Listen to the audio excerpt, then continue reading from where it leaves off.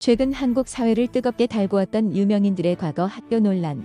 이 사건은 프로배구 흥국생명 소속의 이재영, 이다영 자매의 과거가 폭로된 것에서부터 금하게 올랐는데요. 이후 이들 쌍둥이 자매들 외에도 수많은 사람들이 과거의 학교 논란을 휘둘렀던 사실이 드러나면서 여론의 분노는 더욱 가열되고 있습니다. 그런데 시간이 흐르면서 가장 먼저 폭로되었던 이재영, 이다영 자매에 대한 대중의 관심도는 낮아지는 반면 대중의 관심은 다른 사람들의 학교 논란 가해 사실로 옮겨가고 있습니다. 이러다 보니 맨 처음 사람들의 이목을 끌었던 쌍둥이 자매는 어느새 대중의 관심에서 사라졌고 그 자리는 배우 지수와 같이 가장 최근에 학교 폭력 사실이 폭로된 사람들이 대신하고 있습니다. 물론 이런 일이 하루 이틀 있는 것은 아니기는 했지만 이런 모습을 보면 또 가해자들의 만행이 금세 묻히고 은근슬쩍 다시 복귀하는 건 아닌가 하는 우려마저 듭니다. 이는 마치 30년간 평범한 삶을 사는 줄 알았던 보험회사원이 거대한 TV 리얼리티 프로그램의 주인공이었다는 사실을 깨닫고 자신의 진짜 삶을 찾아가는 과정을 보여주는 영화 트루먼 쇼를 연상케 합니다. 특히 이 영화의 마지막 장면은 가히 이 영화의 주제의식을 상징하는 백미와도 같은 장면이라고 할 수 있는데요. 마지막 장면에서 이 영화의 주인공 트루먼은 그간 그가 갇혀있던 조작된 세상, 즉 세트장의 끝에서 이 프로그램의 기획자와 시청자들을 향해 인사를 한 후 문을 열고 유유히 세트장 밖으로 나갔지만 트루먼의 탈출을 지켜보던 두 경비원은 다른 데는 뭐 하지? TV 가이드 어딨지? 라고 대수롭지 않은 반응을 보였고 30년간 그의 삶을 지켜보던 시청자들은 한바탕 그의 쇼를 지켜본 뒤 대수롭지 않은 듯 또 다른 재미를 찾아 나선 것입니다. 즉 아무리 사람들의 이목을 끌던 화제라고 하더라도 대중의 관심은 그때뿐이고 그 주제의 유효기간이 다 지나가면 대중은 다시 다른 주제로 관심을 옮겨간다는 뜻입니다. 이는 마치 최근 학교 폭력 논란에서 대중의 관심사가 옮겨가는 양상과도 매우 닮아 있는데요. 최근 대한민국 대중은 이와 비슷한 상황을 경험했습니다. 지난 2월 25일 포털 사이트 네이버의 실시간 검색어 서비스가 중단된 것이 바로 그것입니다. 지난해 2월 다음 카카오가 먼저 이를 폐지한 데 이어 네이버까지 동참하며 포털 사이트 첫 화면을 장식하며 매일 대중과 만나던 검색어 순위는 더 이상 존재하지 않습니다.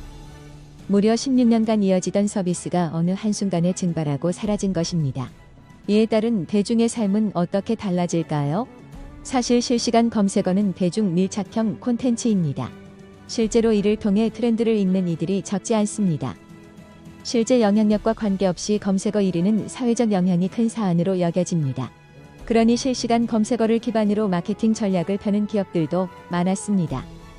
그런데 이런 네이버 실검이 폐지되었으니 실검 순위에 기반한 마케팅 전략이 불가능해짐에 따라 기업들의 마케팅 전략에도 변화가 불가피해진 상황입니다. 게다가 실시간 검색어 서비스는 네이버와 다음을 비롯한 토종 포털 사이트가 시장에 정착하는 데 크게 기여했습니다. 검색엔진 시장은 미국의 다국적 공룡 기업인 구글이 대다수의 국가에서 점유율 1위를 달리고 있지만 유독 한국에서만큼은 네이버나 다음에 비해 통 힘을 못 쓰고 있는 가장 큰 이유 중 하나가 바로 실시간 검색어 순위 서비스였던 것입니다. 고나 단순한 검색 서비스 외에 다양한 서비스를 편리하게 제공하는 국산 포털 사이트의 경쟁력에도 검색어 관련 서비스가 큰 힘이 되었는데요. 그럼에도 불구하고 네이버와 다음 같은 포털 사이트들이 왜 굳이 이런 서비스를 포기했을까 하는 의문을 많은 사람들이 제기하고는 합니다. 이에 대해 네이버는 지난 2월 4일 블로그를 통해 인터넷 이전에는 잘 드러나기 어려웠던 롱테일 정보가 큰 이슈와 공존할 수 있는 세상을 보여주고자 했던 급상승 검색어는 풍부한 정보 속에서 능동적으로 나에게 필요한 정보를 소비하고 싶은 커다란 트렌드 변화에 맞춰 2월 25일 서비스를 종료한다고 밝혔는데요.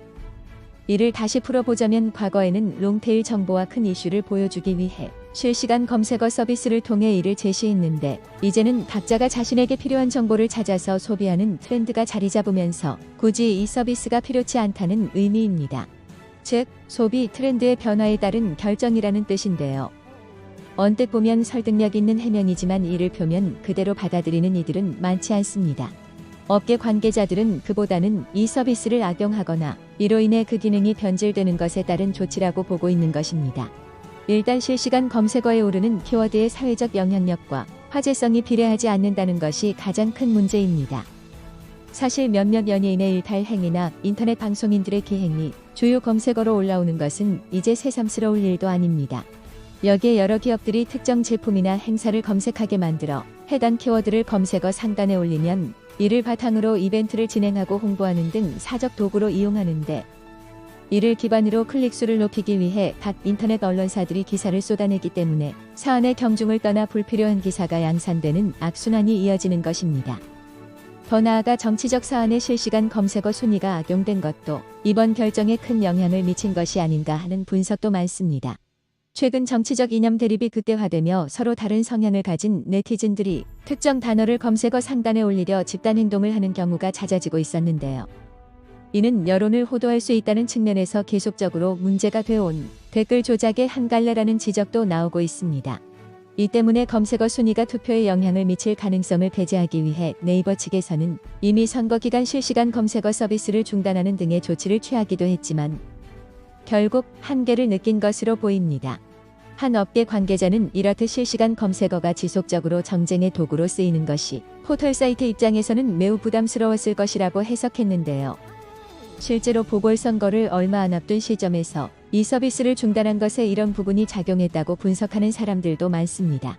그러나 요즘처럼 정보가 넘치는 세상 속에서 바쁜 현대인들이 모든 사안을 체크할 수는 없기 때문에 실시간 검색어 서비스가 유지되길 원하는 이들도 적지 않았습니다. 이런 문제 때문에 검색어를 통해 현재 대중의 관심사를 읽고 트렌드에 발맞추는 이들도 많았는데요. 그런 사람들 입장에서는 갑작스러운 서비스 중지가 안타까울 수밖에 없을 것입니다. 게다가 서비스만 중단됐을 뿐 이슈를 좁고 알길 원하는 대중의 심리는 결코 변하지 않습니다.